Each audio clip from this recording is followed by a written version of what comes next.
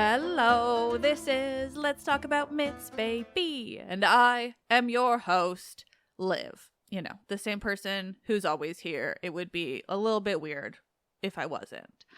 But here we are again, and we are here with the conversation episode that I was hyping up on Tuesday's episode, where I read those 3 letters of the Heroides of Ovid. And so today's episode, though, was, this has happened before, not many times, but it is always just like this really uniquely joyous thing for me. And that is when someone has been listening to my podcast long enough that they then did an entire thesis in a subject in the time that they've been listening and now can come on the show.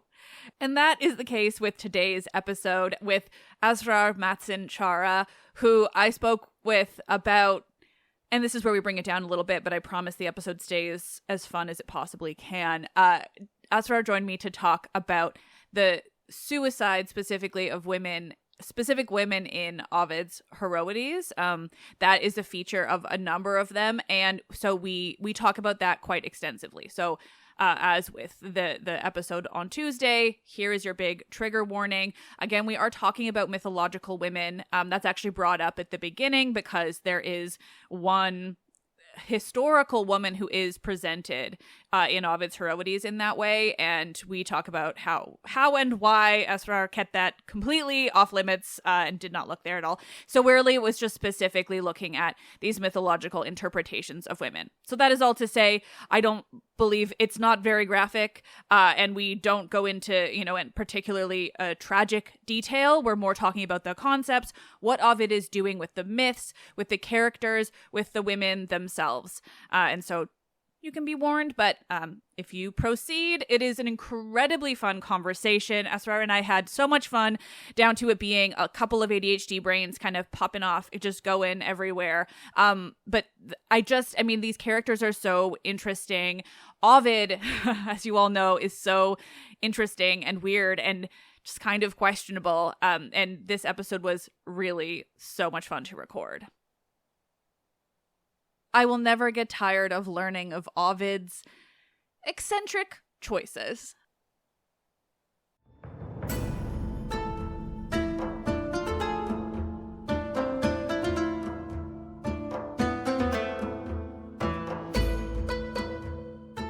Conversations. What does it mean for a woman to die by the sword? Dido, Deianira, and Phyllis in Ovid's Heroides with Asrar Mattsson Chaara.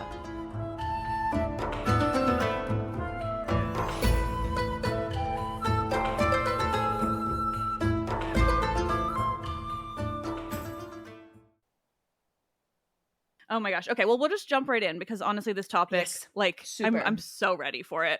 You know well how I appreciate Ovid, and I've not talked about the Heroides as much as I would like to, and it's been a while, though. I have to say, looking at your topic and the fact that we're going to air it in spooky season, I did make a decision. I was like, oh, well, at least I can maybe use the episode before this to look at some of these Heroides so that the listeners have an idea of the plots, so you don't have to necessarily summarize as much and go deeper into the actual characters. Lore. But, so tell me why you picked this topic. It's quite specific. I'm so curious.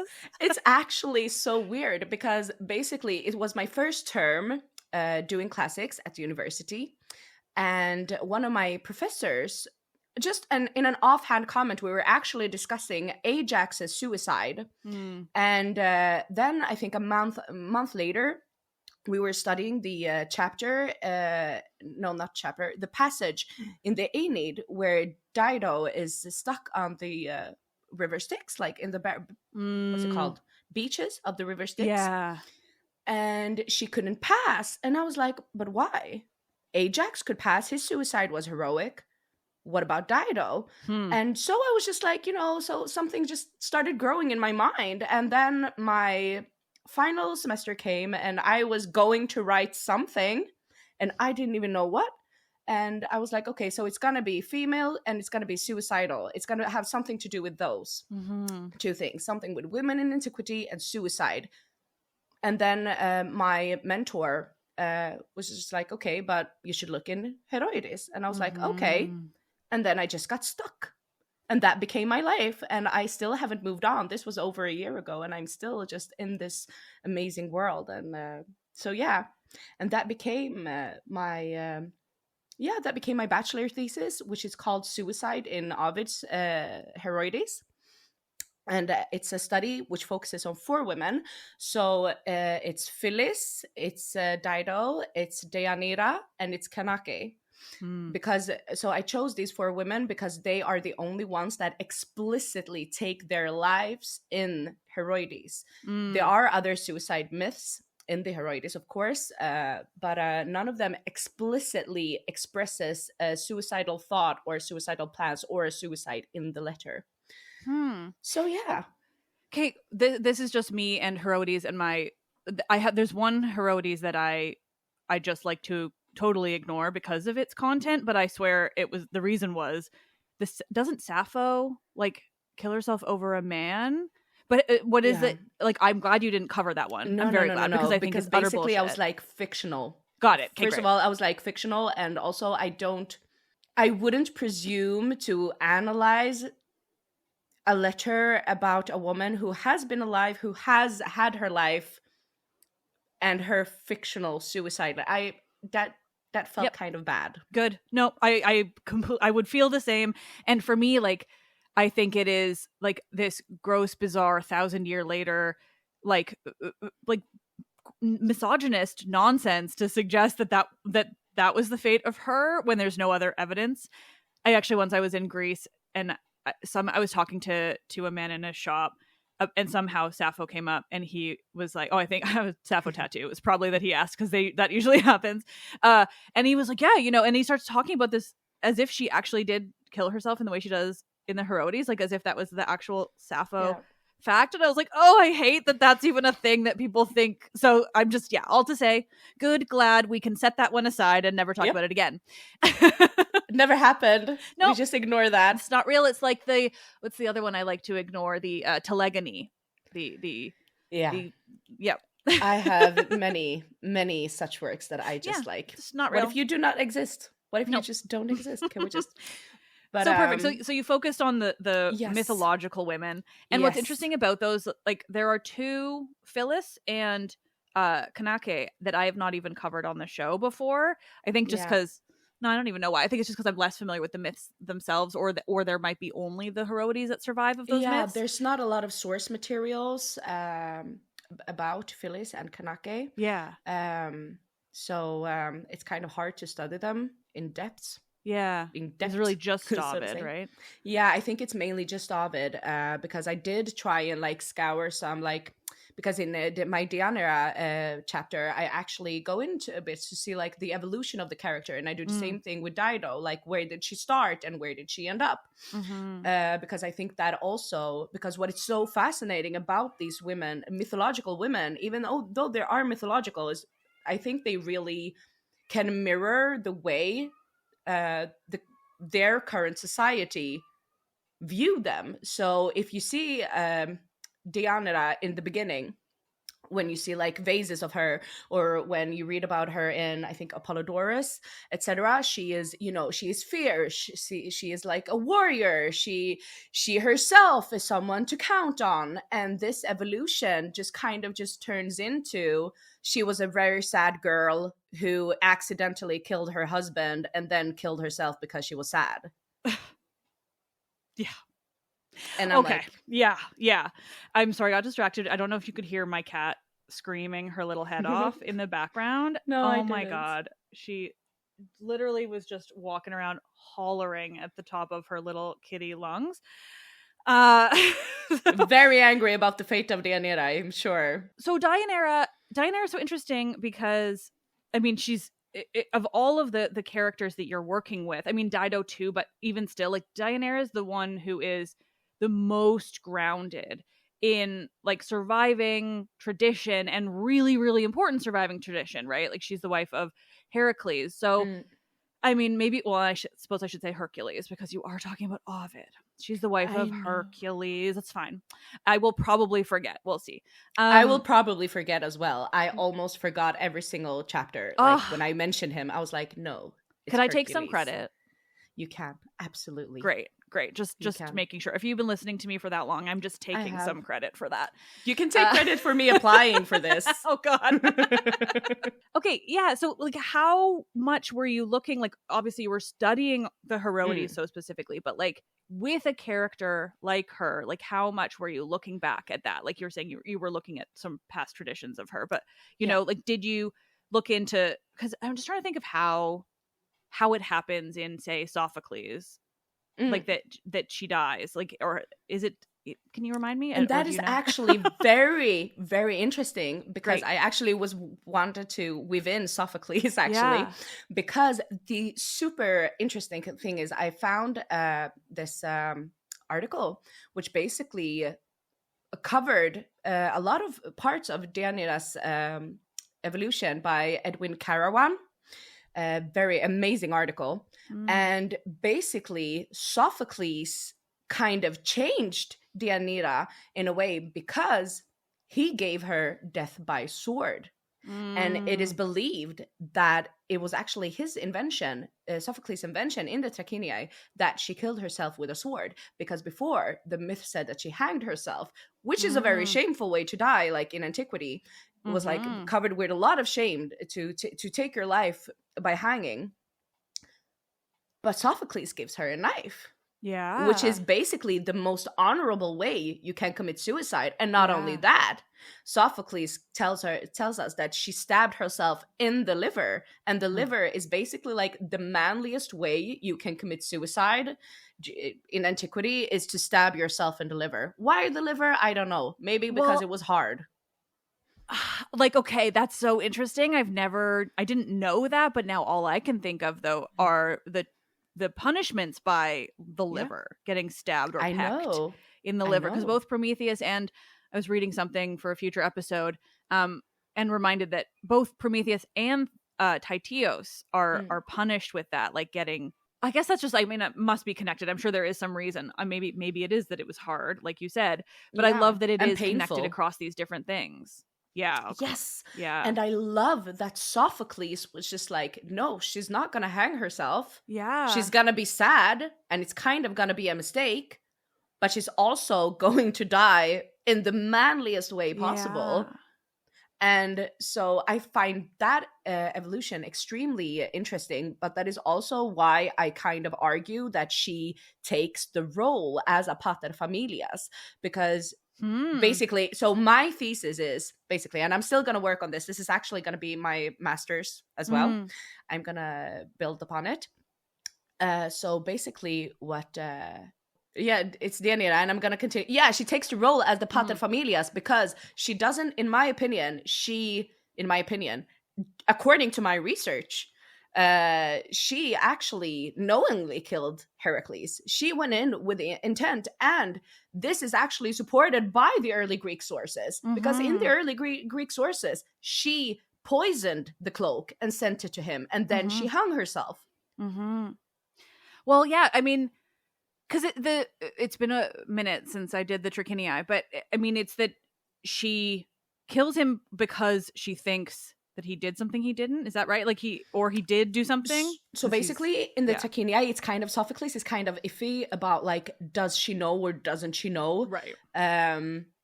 But it's because of Iole, I think, in the Trachiniae. Right. Thank you. It's because of Iole, because she's coming there.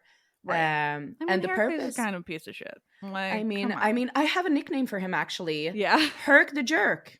Okay, that's great. Yeah. That has been my nickname for him for this last year. Herc the Jerk. I hate him. He's awful. You know, like, I'm all about talking about Heracles as a victim for Hera's rage. But I mean, he did bad shit on his own. Oh, yeah. Honestly. But so basically what I think is so interesting with Deianira is because she sees Heracles, and in Ovid's letter, it's explicitly like said that I do not care about your other women. I do not care that you've had a ton of other kids with other women. But when you went to Phrygia and you gave Omphale, she wears your things, like she's wearing your poison arrows. Yeah. He's wearing the arrows, she's wearing the lion skin, she's wearing all of his attributes, and he is wearing the attributes of a Phrygian female. So now it's not about, you know, being faithful, is about the social status of Deianira, because we have to remember she is a princess. She is royal. She is the sister of an Argonaut. She is, you know, used to be revered and respected in whatever room she enters. And now the entire Greek world is laughing at her because her husband is wearing Phrygian women's clothing while Queen Omphale is sitting with his attributes. And they have a son together. Yeah. And cherry on top for that is when he does take Iole, because all of his other affairs, they have been far away. Yeah. Now he's taking Iole back to Calydon. Right. And that's like that's a whole new level of disrespect. Exactly. Wow. So basically, in my according to what I like found out, I don't know, I need to say this, English is my third language. I'm sorry. It's so fair. No, you sound incredibly smart. I'm doing my best. Worry. You're doing wonderfully. English is my only language, and that's the real issue. I mean, Greek? I mean, minimal. I do not count it among, but I will. I will. Yes. But so I don't lose my yes, because so in my opinion, so basically what Deianira does after all of this disrespect, you know, it's Omphale. He's not only being unmanly, he's being un-Greek, like he's being everything, barbarian, everything. Yeah, exactly. And she's like, okay, no, I was supposed to be Zeus' daughter-in-law. I was supposed to gain more respect. You fought Nessus for me. You fought you fought a river god. You wrestled a river god, and then you saved me from rape. Dude, come on. I mean.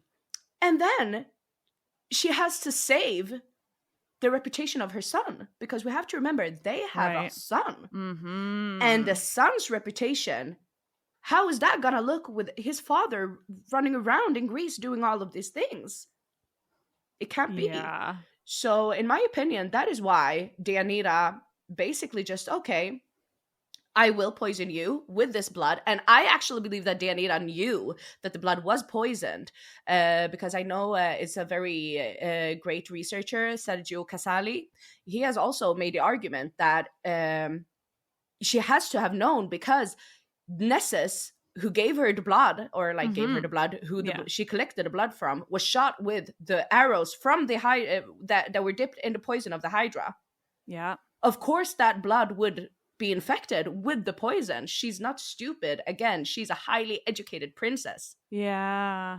I mean, yes, but also, and they could be them dismissed or missing pieces in my memory, but like, why else would she give it to him, right? Like, to me, it feels obvious because it's also like the only rationale for the events of the plot. Right? Or is there some reason that they give in the moment where she could be thinking of doing this without it being poisoned? I mean, according to the mythology, Nessus was basically like, okay, if you take this blood, it's going to be a love potion. And when he falls out of love with you, you can give it to him again. And I'm like, why would she trust that? Well, yeah, exactly. He's dying. I forgot about that, but also like, come on. He's dying. Yeah. Why would he help her? He was just killed over her with poisoned arrows from the Hydra. Yeah. Okay. Exactly. Right. So that was the piece I was missing, but still, yeah. I mean, come on. Like, do not tell me that she accidentally killed him because she wanted him to fall back in love, because he has ruined her social capital. Why would she need him? What she needs is for him to die and then kill herself so that their son can have some kind of like standing with, you know, the other royalties, because he's still kind of like a very important prince who kind of has to do things. Well, doesn't it sound like just the most woman written by a man like explanation to say that Yeah. like, oh no, she gave it to him because she wanted him to fall back in love with her. He'd cheated on her. He'd had children all over the town. He absolutely disgraced her. He destroyed her status because of all of his utter bullshit. And so the solution for her naturally was to just force him to love her again and not kill him. Like, no, come the fuck on. It's the least realistic woman to suggest that that's true. Yeah. I know. Thank you. Because it's the Athenian ideal of a woman. Yeah. Right? And I'm like, no, like, do not tell me that is a reason. And I actually do believe that Ovid meant for that to be the way that it is, because basically just before, when he mentions Omphale, he immediately mentions the arrows right after the mention of Omphale. Oh, yeah. And then just when she like speaks about, oh, I'm gonna do this thingy, I'm gonna like put the thingy. I'm so professional, I promise. But I'm gonna put the dye like on this cloak. The arrows are mentioned again. Yeah, right. And the Latin word could either mean poison or color. And I'm like, Ovid, you did that on purpose. He so did. I love that for him. That's the most Ovid thing ever. I know. I love it. Yeah. So I actually believe that Ovid was super feminist in his retelling of Deianira, and nothing can tell me otherwise, because unless someone has really stellar proof, of course, because I am a professional. Valid. Yeah. I feel that way about Euripides. It would take a lot for someone to convince me that he like was a misogynist.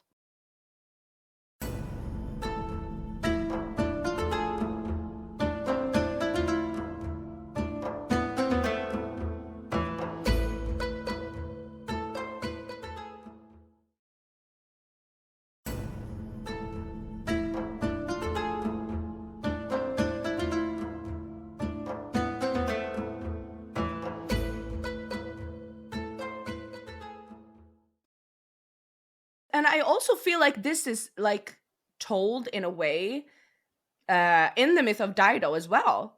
Because I wanted to talk about I want to hear about Dido. And maybe my question does need to come after. It's just that Ovid is so interesting, right? Because like I mean, if you've been following the podcast, you followed my journey with Ovid, which is that I love the metamorphoses. I love a lot of the Heroides. I feel like they're really interesting and they present women's stories really well. And then the Ars Amatoria exists.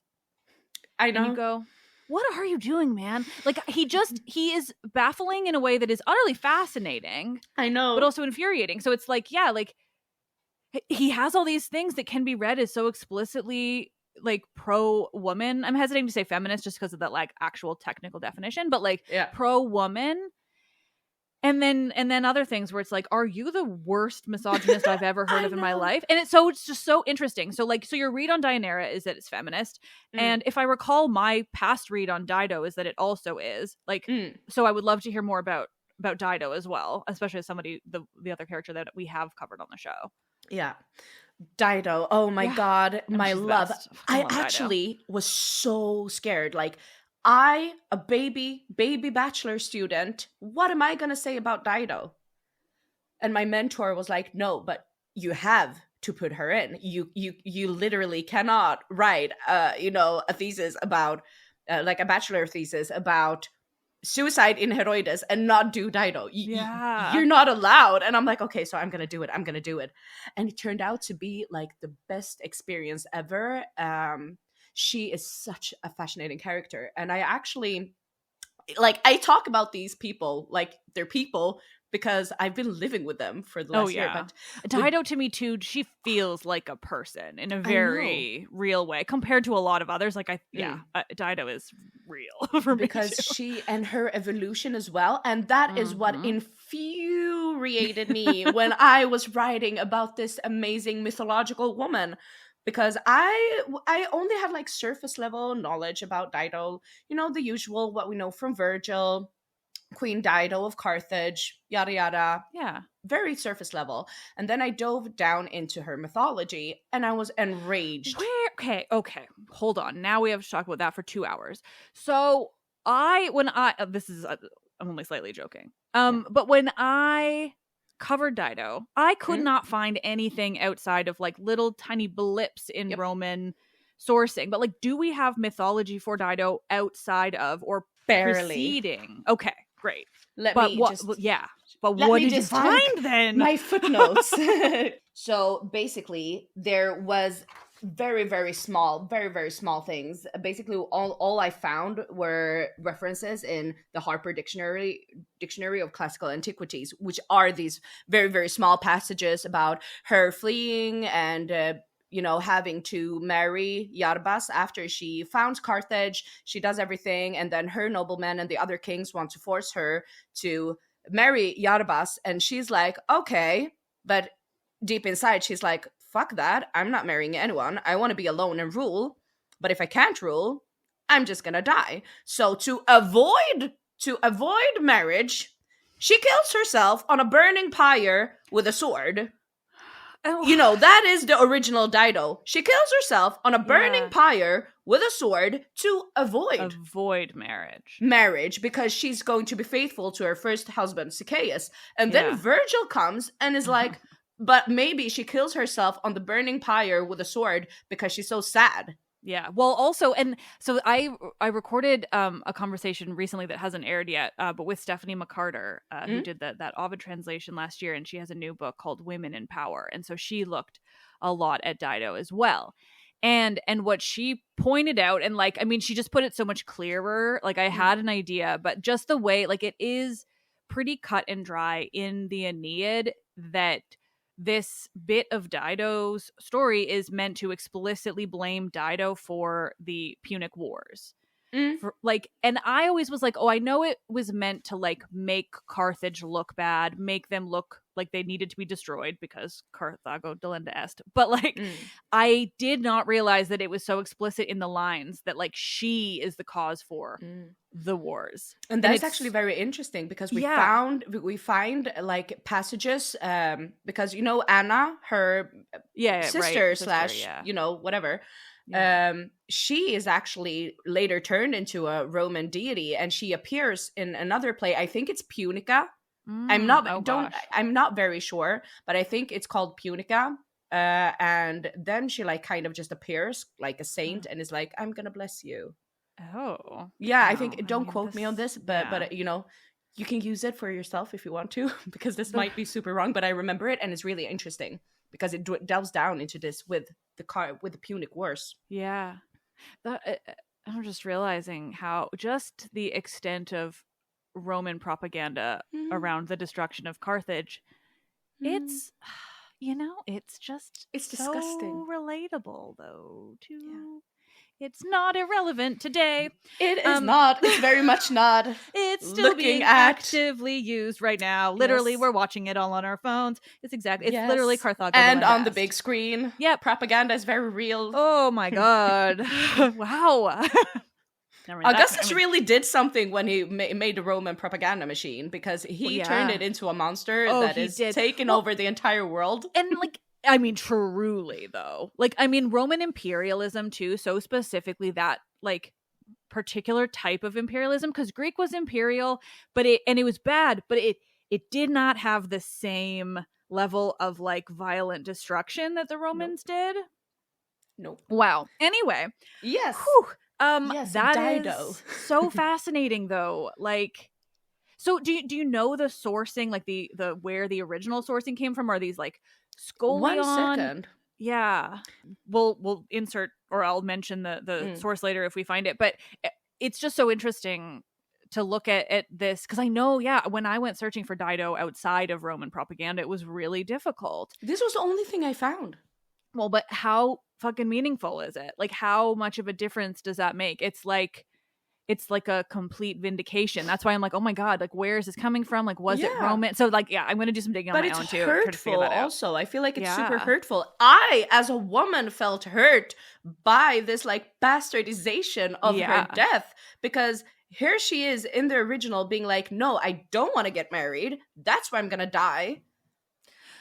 And they just turned it into an I love Aeneas fest. And I don't know if it's because I really dislike Aeneas, but it just feels really disrespectful. I mean, It is, because one, Aeneas is ridiculous. Dido is better than Aeneas. Like, she is too good for him. I mean, But he only also, cries. The Aeneid is oh him my God, crying, he's like, all the just, time. Like, like, don't go. honestly, what a mess of a human he is. And Like, also, there is like this other myth about him actually being the one betraying Troy to the Greeks because he was jealous of Hector. Yeah. Yep. I have oh my actually God, decided that that's a thing. I have decided that it's a thing. I support you in this. Because I'm looking for the footnote, because that was just so freaking disrespectful.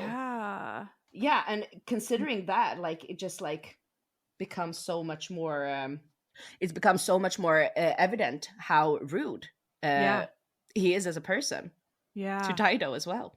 Well, I mean, he's just utterly insufferable, I find. And it's interesting because I'm really obsessed with the Greek idea of Aeneas. Yeah. Because I just think they opened up so many doors and then left them open. And the Romans were like, well, this is convenient. But like, I can use this. Right? They were like, it's like he's just asking for it.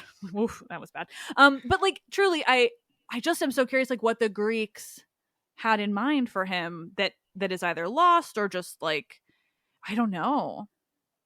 Yeah, it's really, I actually can't really put my finger on him as a character, mainly because I've only read the Aeneid and him in this letter. Yeah. But I feel like it's fascinating because he constantly, let me see here, I have the citation. It's Dionysius of Halicarnassus 148:3. That is the one about Aeneas being the one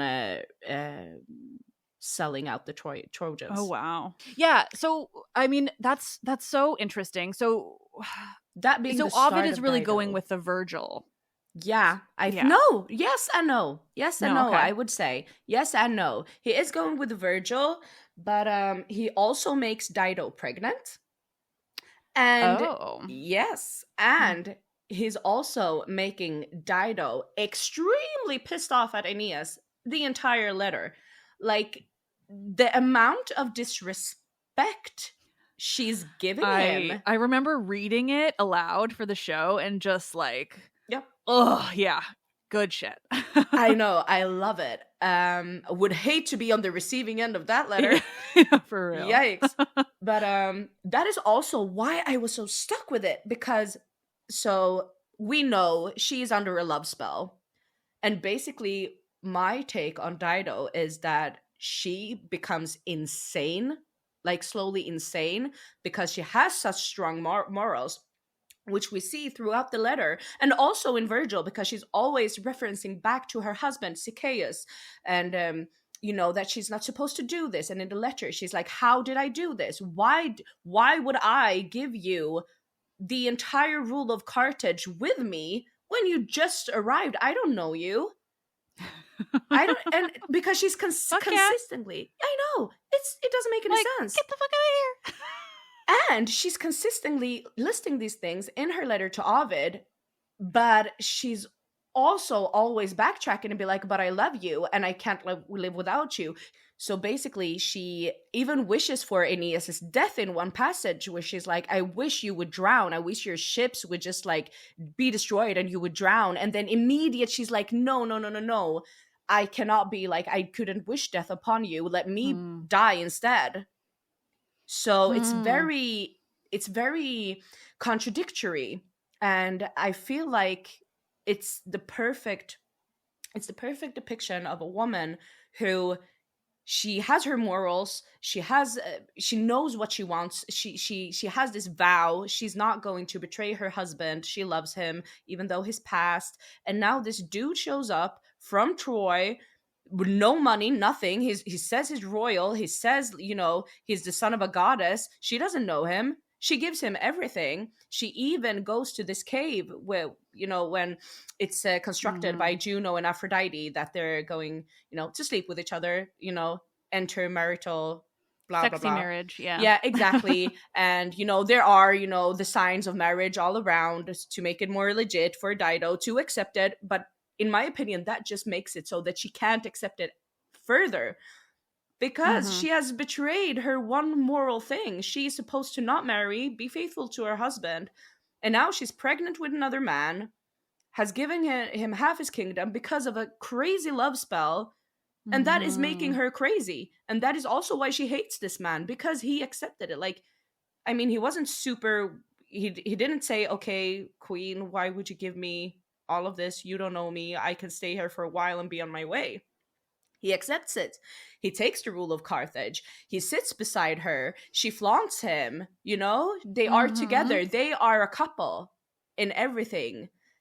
And her people know this. And she has chosen an outsider, not someone from her own people, not from Tiryns even, not from Carthage, not from the neighboring countries. She has chosen some dude who just washed up with a ship. Her subjects, how are they going to accept this when he just runs away?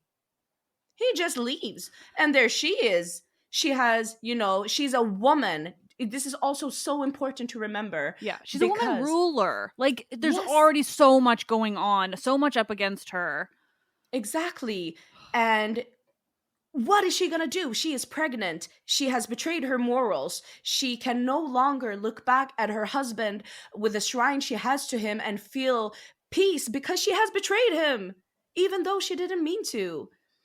And that is just so heartbreaking. This slow. And I think Ovid really portrays this really well, her slow descent into madness. How could I do this? Why would I do this? And I think it's really telling because she's always, and the reason why I actually believe in some sort that there were like current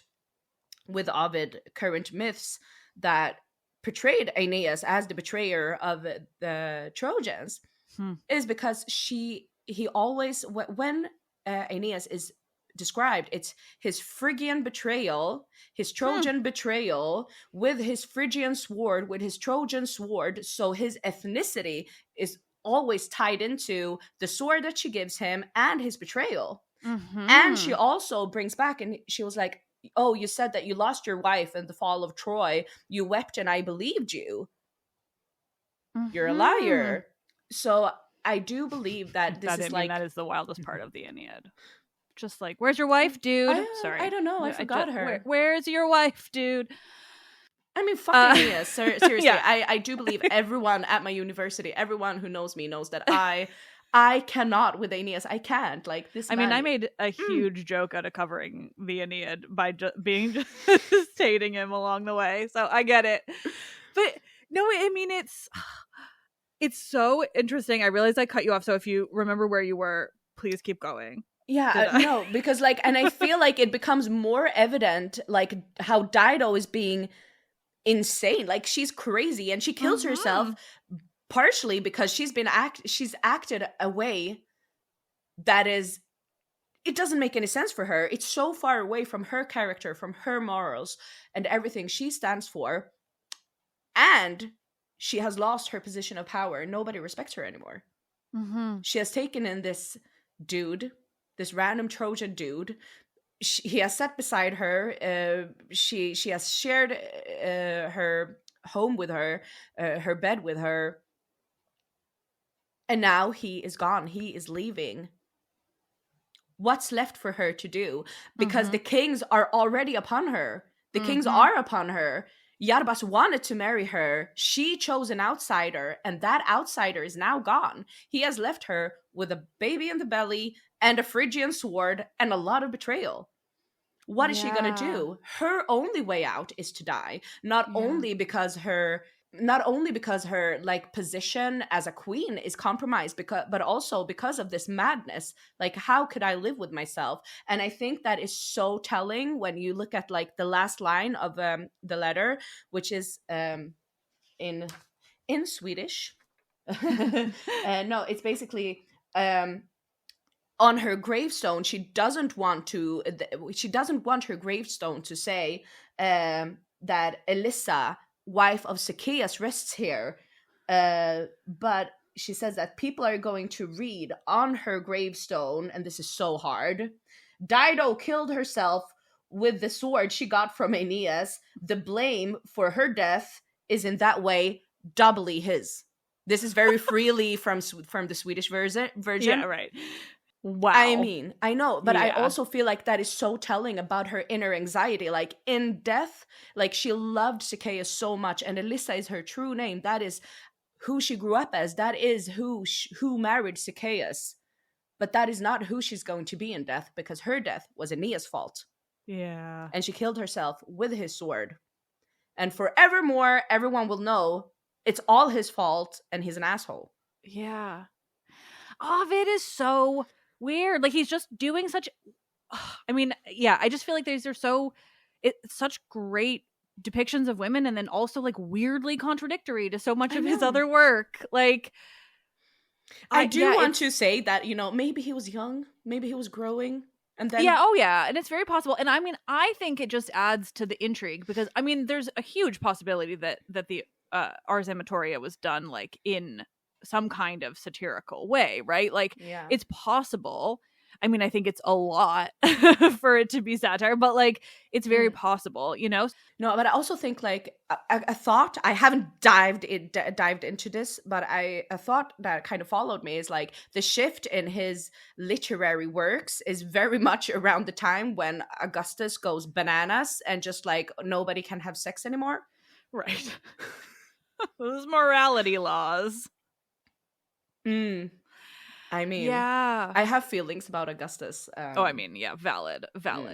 So that, okay, speaking of Augustus, actually, because this is another thing that came to me as you were talking about Dido just there, and again is referencing an episode that hasn't come out yet, even by the time your episode will come out. Just making a lot of things in my head. So to the listeners, there will be an episode coming out soon with Stephanie McCarter, and I'm going to reference it again. It's just not in spooky season, and thus you have to wait. But the other thing we talked about in that conversation is Cleopatra, and both we basically looked at, or Stephanie pointed out to me, the connections that both Cleopatra and Dido have. So not only, is she like connected with the blame for the Punic Wars, but she is also connected with Cleopatra in this way to to continue demonizing Cleopatra and Mark Antony, right? And so it's really interesting to look at how this frame of Dido can also be commenting on these other things. So Virgil definitely is where we're getting that Carthaginian War, but I'm feeling like in this Ovid, he definitely could also be playing with Cleopatra. Did you look at that at all? I didn't actually look at it because I wanted to stay within my bounds, because I knew that this could become huge. Oh yeah, I get it. But I did actually look into both that and the parallels between the Deianira letter, or like the Deianira myth, and connotations to Heracles and Cleopatra there as well. Because basically in antiquity it was kind of popular because Mark Antony was basically like, I'm, a descendant of Heracles. And, he's, so it's associating himself. Oh my gosh. Exactly. So these connections are everywhere.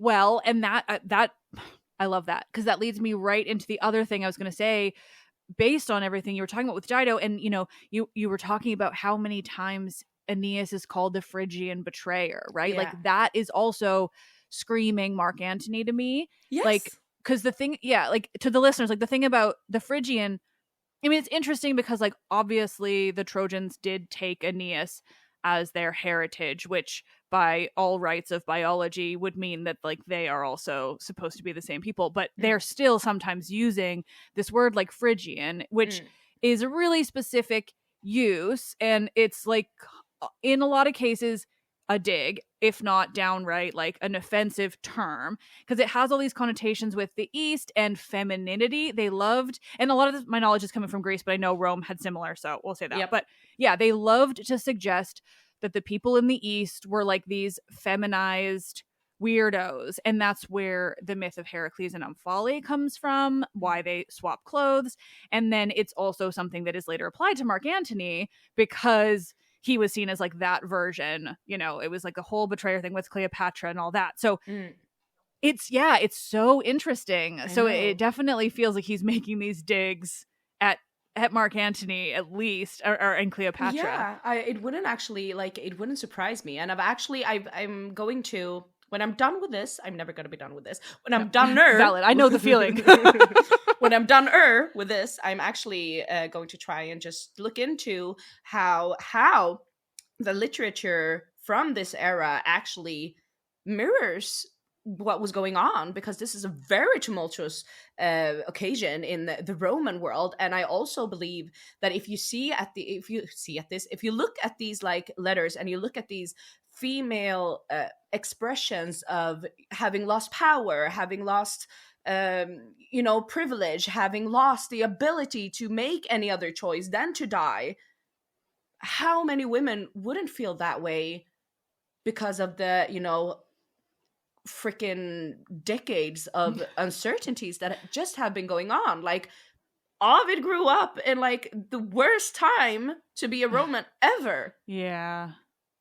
And I feel like that is such a perspective that we also need to keep in mind. Like, in what world were these stories written? Mm-hmm. Because it wasn't a world where women could have rights, period, Mm-hmm. where women could have something outside of real power or social capital. That was what you had. And if you lost it, what were you going to do?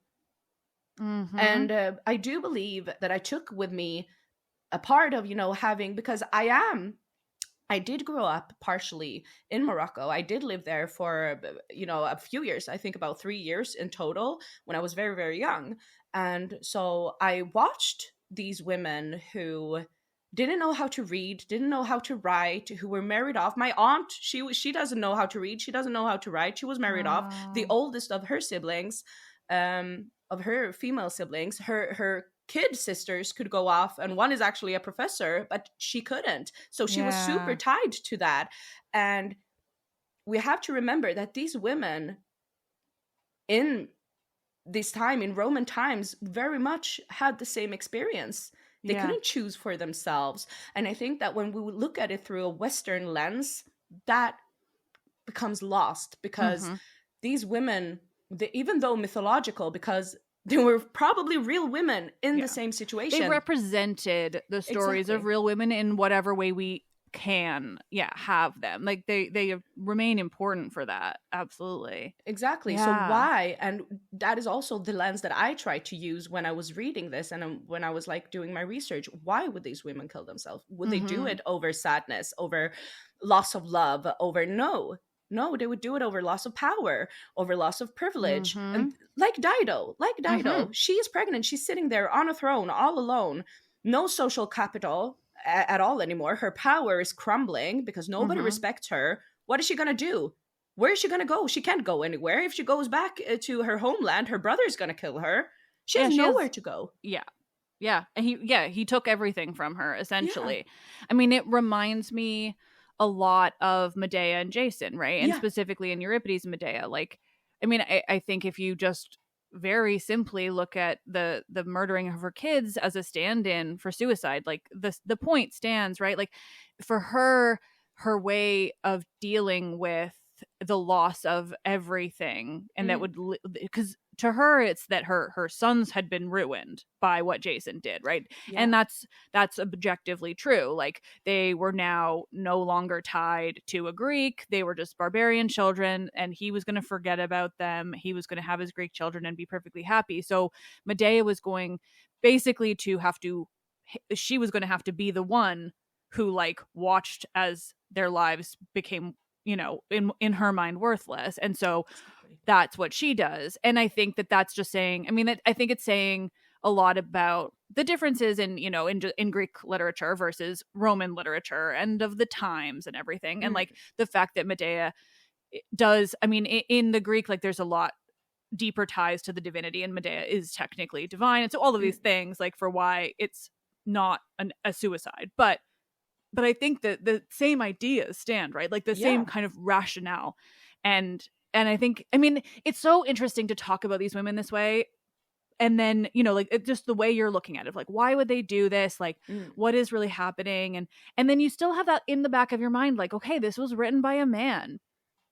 And it's so interesting to consider, like, what is still coming through there, right? Like, because there's lots. And I mean, it's mostly just resulted me being like, I wish we had women's stories, because like he could be getting this bang on with how a lot of them would feel, or he could be so far off, and there could be all of these reasons that women would present why it's like nonsense, you know? Like, I just want to know. I know, me too. It is it's a wound. Yeah.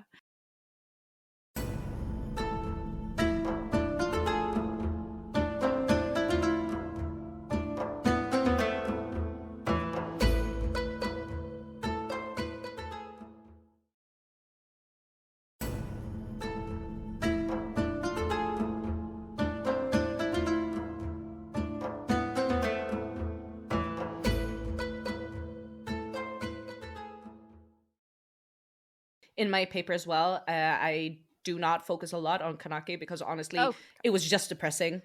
Yeah, only nothing nice. Which I think that's why I haven't read it. Oh my god, it's so I felt so bad. And Phyllis is actually, she's interesting, but again, we don't have a lot of material on her, and people don't know who she is.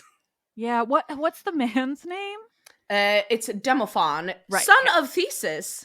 Of course. Actually, so that if we want to jump in, because I actually do believe that Dido, I think that her sister in misery could be called Phyllis, because Phyllis is also a queen. She's a Thracian queen. She's very well off. She's on her, but actually, and this is interesting, because in most of the mythology, she is portrayed to be a Thracian princess, but Ovid makes her the Thracian queen. She's a queen, so that's nice. And that also makes her situation very interesting, because just like Dido, a man washes up on her shore, and she's like, Theseus. Yes, a son of Theseus. Yes, I know. And he washes up, and she's like, okay, I can fix your ships. You can stay here. You can eat with me. And they enter a relationship. Now, whether this relationship is a marital one or not is heavily debated. And I also touch upon it, but basically it doesn't really matter, in my opinion. That was because the situation doesn't change. Because, so, to make it a coherent thing, Phyllis, she, Queen of Thrace, in Ovid's version, Demophon washes up on her shore. He has a shipwreck. His men are there. They're eating. They're having fun. Phyllis is having a little too much fun with Demophon. But there's no love spell involved. She has agency, something that Dido lacks. Dido doesn't have agency. Phyllis has agency. And that is also very, very clear, in my opinion, in how Ovid authors these letters, because Phyllis is blaming herself. She is consistently blaming herself. She's like, you came here, son of Theseus. She also brings up the fact that she was like, okay, I know what your dad did. He did take Ariadne and just lie to her and leave her to die. But, you know, she got married to a god, so things worked out for her. They're not going to work out for me, because I'm the queen of Thrace, and I'm sitting here, and you said that you were going to be gone for a month. It's been 4. Dude, what the fuck? Because when Demophon is there, they enter this contract, kind of. So basically, he sits beside her. She is, again, just like Dido, very publicly having a relationship with this man. There is an alliance with Athens to, you know, be wished for in this. Her people sees her. She's the queen of Thrace. And this is a very important theme in the letter itself. She's Thracian, he's Athenian, a learned Athenian, and she is a violent Thracian. That is actually words that, you know, they use this in the letter. Yeah. And well, I was waiting for the Thracian aspect, and because there is so much there, but at the same time, like, it's mostly the Greeks who, I mean, like, I feel like the Greeks would never write a story about a Thracian queen who isn't like No. an absolute bloodthirsty like mess. Like, No. so it's interesting to me that she's Thracian in Ovid. Yeah, she's Thracian and she's a queen, and she is blaming herself. She says to Demophon, I knew of the reputation of your father, and yet I took you into my home. I repaired your ships. I entered into these relations with you publicly because you were going to go away for a month and then come back. And now you've gone away. It's been 4 months. Where are you? I didn't write to you before because I did not want to disturb you, but now I see that you've kind of just left me in the shit. And she's talking about, oh, I've been praying about you being your wellness. I didn't even consider the fact that you would betray me until now because I have been faithful. But you, look at you, what have you done? And then she also lists all of these things where, you know, merit. So it's so similar to Dido because again there is the mentions of pronubai, the bride carriers. I don't know what it's called in English. It's basically chariot. No, it's kind of like ladies who go with the bride. Oh, bridesmaids, or like I got that. Yeah, kind of like a bridesmaid, but like kind of like a bridesmaid. Handmaidens? I don't even know. Kind of. I don't like in Latin, Ovid calls it pronuba. So for you Latinists.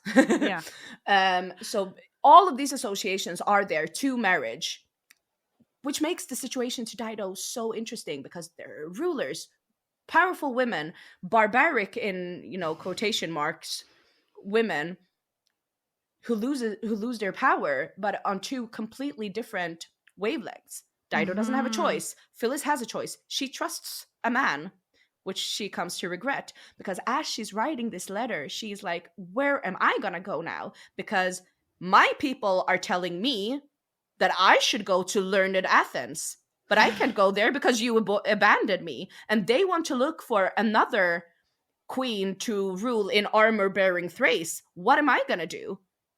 Wow. So that is super interesting because these connotations with the civilization and the barbarianism, these connotations are still there. I don't know if it's called connotations in English. These are still there, just like they are with Dido, but in a completely different manner. And Phyllis actually reasons with herself and always blames herself. Why did I believe you? How could I believe this? How did my neck allow itself to be embraced by you? And in the tradition, so basically in the end of the letter, she lists all of these methods for suicide, but Ovid doesn't state which one she chooses. So she's talking about poison and about a sword, but when she talks about the sword, it's not in like an honorable way, kind of, but it's like, I want to die a bloody death. Yeah, exactly. Honor, virtus. I don't know. I do rabbit ears. Yeah. Yeah. But and it's very bloody, it's very gory, the picture that she paints. And then the cause of death, or like the method of death, is just left out. But in the tradition, in the mythological tradition, she hangs herself in a tree. But what is so touching is there's this passage in the end where she's like, could I stand beside the sea and throw myself into the sea and drown myself and have my body be washed up in Athens, but you would probably just tell me, why have you followed me here? And I think that really just shows I know, disgusting. But and also doesn't that doesn't that sound like a, you know, obviously very dramatized version though of something that a man would still say today? Like this assumption that everything's about them, like, or this assumption that it's like, why would you follow me here? Exactly, right? Like, wow, that just felt like, I know, relatable. I know. Oh God. I know. We haven't changed much as humans. Reading ancient literature, we're exactly the same. Ovid's Ars Amatoria is the biggest, best proof for that. Yes, it's literally, and still Catullus. Catullus, like, poor me poem. I'm like, okay, Mr. Nice Guy. But such a nice guy. Yeah. Oh my God. Yeah. No, I don't think so. No. Great poet though. Yeah. If a guy considers himself a nice guy, he's probably not a nice guy. Yep. I completely agree with you. Yeah. The same goes for Demophon. And I think that what that passage for Phyllis really shows is like, she doesn't have anywhere to go. Yeah. Even if she was to go to Athens, like she can't go to Athens because he has left her. She would be turned away. The only way and what will happen to her? Because her people have expressed, we don't want you as our queen. We want you to go away, and we will find someone else who will rule over us. A woman in that position, what choices does she have? It's only death. That is her way out. It is death. Because to be killed or tortured or abused, like, that is what is waiting for her if she's being dethroned. And that is why I also find it so sad, and why I also came to the conclusion that Ovid probably wanted us to come to the conclusion that she did hang herself, is because she's constantly blaming herself throughout the letter. I was naive, I was stupid, I shouldn't have believed you, and hanging was associated with a shameful kind of death. Yeah. And that is why I think the contrast between Phyllis in Ovid and Dido in Ovid is so big, because their situations are very, very similar, but also so vastly different because of the concept of agency. Who has agency, who doesn't have agency, and how the deaths they choose for themselves actually reflects upon that.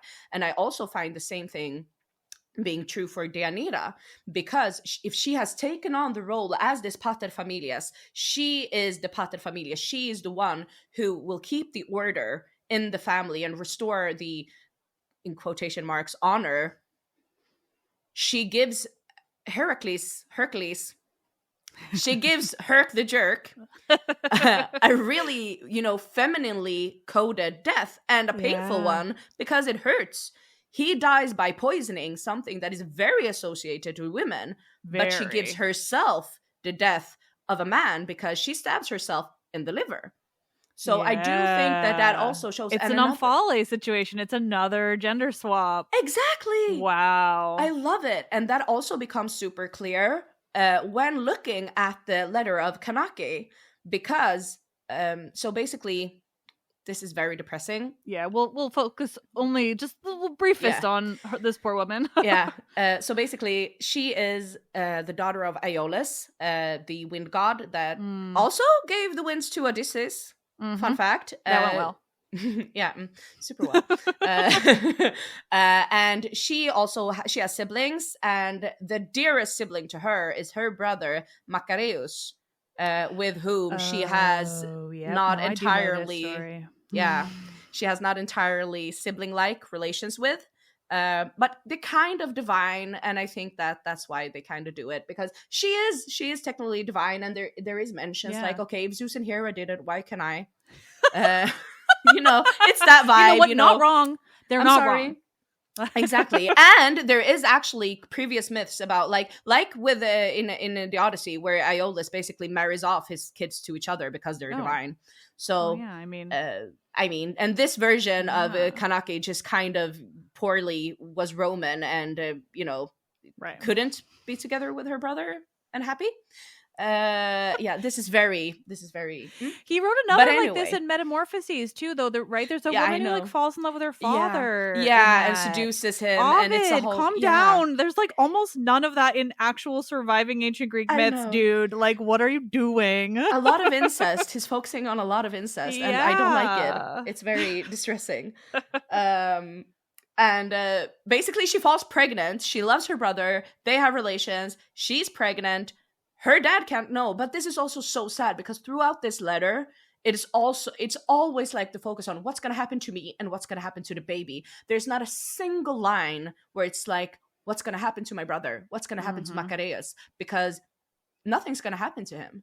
And she knows this in the letter, and it's so depressing, because it's basically just a letter of anxiety, and she's pregnant, she gives birth. her nurse finds out that she's pregnant, so her nurse helps her give birth, and she almost dies during childbirth until her brother Macarius comes in and is like, I love you, we will get married, just survive this birth and I will give you everything, like we will have a life even though you thought that we never would. And she survives the birth miraculously, and the baby survives the birth. And then the nurse is gonna carry out the little baby, because with the baby in the castle, Iola's gonna notice. And just as the nurse is going to, go outside, the baby cries. And Iolaus hears it, and he's like, yeah, I know what's going on. He figures it out. So what Iolaus says... dark as shit. It is. It's getting worse. So what Iolaus does is basically just like orders the guards to take and put the baby out in the mountains for the wild animals to consume it, and Kanaki knows this. And then what he does is he sends up a sword to Kanaki's room, and is basically just like, kill yourself. Oh my god. Nothing happens to Macarius. I need to say this. Nothing happens to him. Well, no, of course not. And it's so depressing. Why because would it? The last sentence that Ovid writes in this letter is like, myself, I will do what my father has commanded. Oh, I know. So it's not technically, it is a suicide, but it's not really, because she doesn't have a choice. She's ordered. It's kind of murder, in my opinion, or execution, however you want to frame it. But I still took it in because it's technically a suicide, and it gives this interesting dynamic to Deianira, because what we see is that Deianira takes the same position as Iolaus does to clean up the family mess. What Iolaus does is he kills the child and he makes sure that his daughter dies. And what Deianira does is she kills Hercules, and then she kills herself so that the family can continue on. And that is kind of a juxtaposition I find really interesting. And it becomes so clear when you see them side by side, just like with Phyllis and Dido, because I never would have thought about it if I hadn't worked with these letters beside each other. Yeah, it definitely adds a lot, even if it's utterly horrifying. So I'm glad you mentioned it too, and then we didn't like devote us all the time to it. But it does. Yeah, that adds a really interesting distinction, and I think it's important. Also, the whole aspect of the father and everything, and how like that does add. It also just like, it kind of expands really what you think of as the Heroides if you're looking at this kind of thing, because there really is so many different things. There are really so many different things going on in the Heroides that like, I feel like it's a good one to have as that contrast. And the Phyllis one is very interesting to me too. I have a feeling now the episode before yours will just be me reading the Heroides, not least because I'm moving across the country and I'm trying to pack up my life. So I'm like, oh, if I don't have to write a script. So thank you.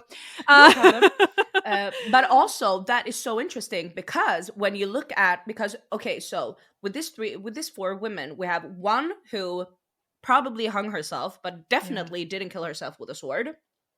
And then we have three women who all kills themselves with swords and it's something like that, a knife. Yeah. Dido's sword is very explicit that she is killing herself with a Nia sword. Damn right. It is very explicit that Kanake kills herself with her father Iola's sword. Because they are the direct reason for their deaths. Deianira's sword is unnamed. Yeah, because it's hers. Exactly, because she is the one in power. She's the one taking that power. Exactly. And even though in Dido it's very explicit, I do this with my own hand, I do this, but it's also, you drove me to do this. Yeah. With Deianira, she has agency to an extent. Yeah. Yeah. Exactly. And with Deianira, it's so interesting because the last passages of her letter is Ovid, basically saying that, she doesn't want to die. She's reflecting upon her mother and her brother's death and, her mother's demise after that. Meleager, the Argonaut. And she's reflecting upon that, and she wishes that she could have lived And she goes on to like tell her son that, you know, live a good life, and to Heracles, like, I wish you could have lived well, because she doesn't want to die. She has to die, but she's making it the decision. She's looking at the son and she's making the decision because it's the only way to restore any kind of semblance of respectability to her name and her son. And I feel like that is such an interesting detail about the swords, whose are named and whose aren't, and how can that tie into agency and who is, you know, in quotation marks, in charge. That's great. And also it's like you wrapped up the episode just utterly perfectly. Oh, super. No, I think that's all so interesting. I'm glad you mentioned the thing about the blades at the end there, because that's that adds a lot. Oh, I'm really excited to go back and read these now. I mean, it's really fun. It's really fun, and that is why I really can't let go of these women. You know, I can let go of Kanake. I'm very, very down with her. I'm not going to read that one. I'm not gonna lie. Do not. I don't need the other three will be long enough. So no, avoid it. But I think that because it's so interesting, and the layers in the literature. And that is why I'm continuing with this in my master's. Yeah. Oh, I'm utterly fascinated. First, before I forget to ask you this, have you heard, this was in, I think, 2020, this theater in the UK, I'm going to forget everything, apparently. I'm also, because I'm moving, if the book is there, it's totally covered up. That's great.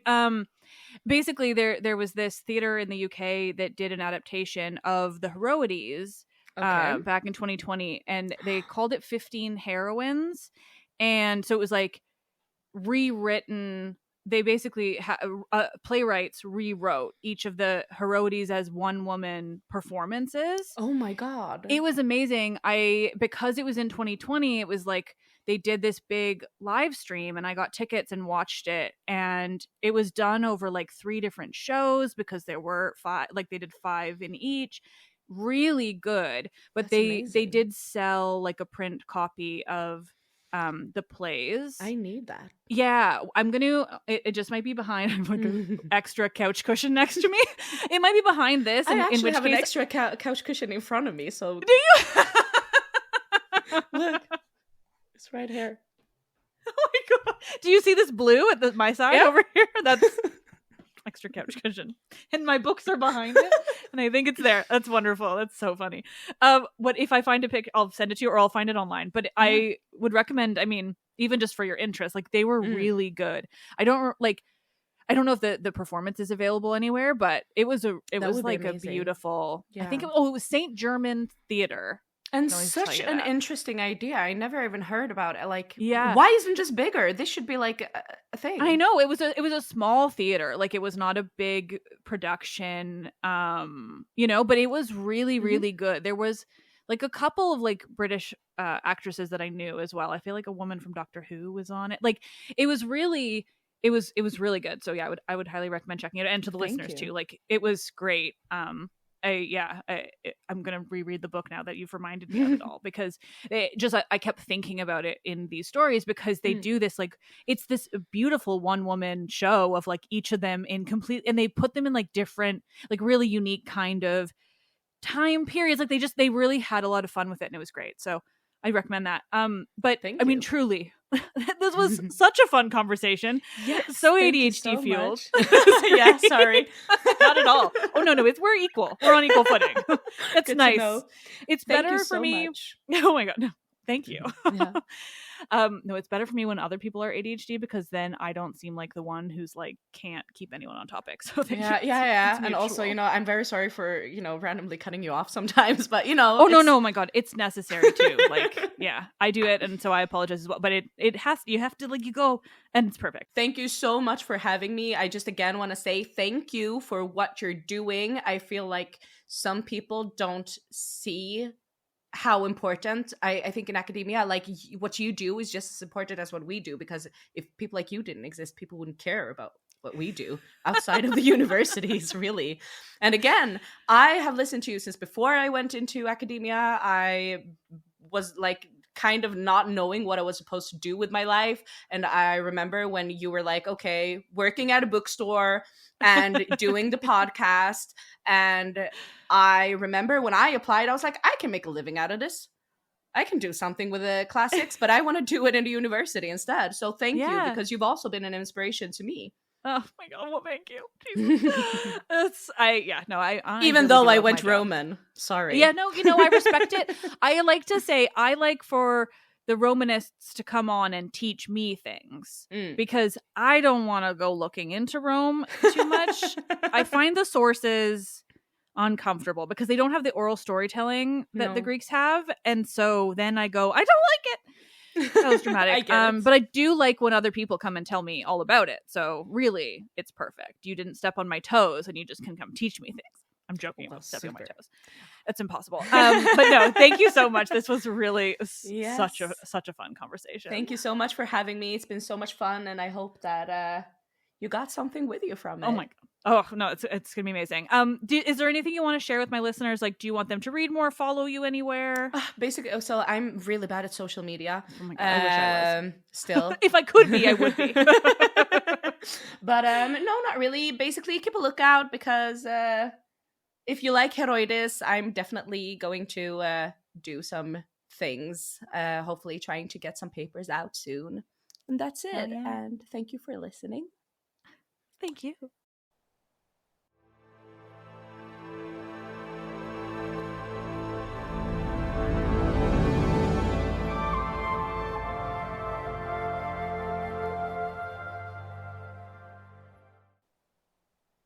Nerds, thank you so much for listening. As always, we had so much fun. And I'm excited for Asrar to do a bunch more research and then come back on the show and tell me all about it.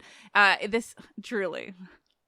Sometimes there's just like these extra particularly cool moments of this show and my career. And thank you all for helping me get there. And I feel like what I have hopefully in the works for the next few months is my like big thank you, because I feel like I'm finally finding my place and figuring out how to do everything in the best possible way and provide you all with so much more. I'm so excited. I will stop rambling about it. But I do want to say there were a couple of times I remember in this conversation where I reference 2 other conversations that I've recorded but which haven't aired yet.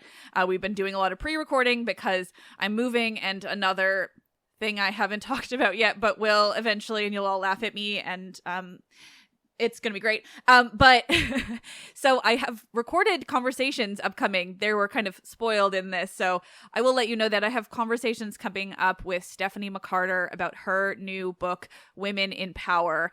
We had such a great chat, and she actually convinced me to ask her to come back to talk about Aristophanes, and you all know how big of a deal that is. And then I also spoke with Emily Hauser, who is so lovely. Oh my gosh, we had the most fascinatingly insightful conversation about poetry and women and like bizarrely intentional ways of excluding women from that. Oh my God. So that's what you have coming up in November to look forward to. But in the meantime, I just thought I'd expand a little since I kept referencing them because the timelines have just been weird. I love it. Let's Talk About Myths Baby is written and produced by me, Liv Albert. Michaela Penguish is the Hermes to my Olympians, my producer. The podcast is part of the iHeart Podcast Network. I can't remember what I have and have not been mentioning lately. Sign up for the new newsletter. That's mythsbaby.com/newsletter. That's going to be the best way to immediately find out about all the new and exciting things I've got coming up, including when I figure out this subscription and merch. It'll also be where you can see all this stuff if you're not on Instagram. And I'm going to have a lot of fun with it because I'm an enormous dork. The podcast is part of the iHeart Podcast Network. Did I say that already? Listen on Apple Podcasts or Spotify or wherever you get your podcasts. I am Liv, and I really love this shit.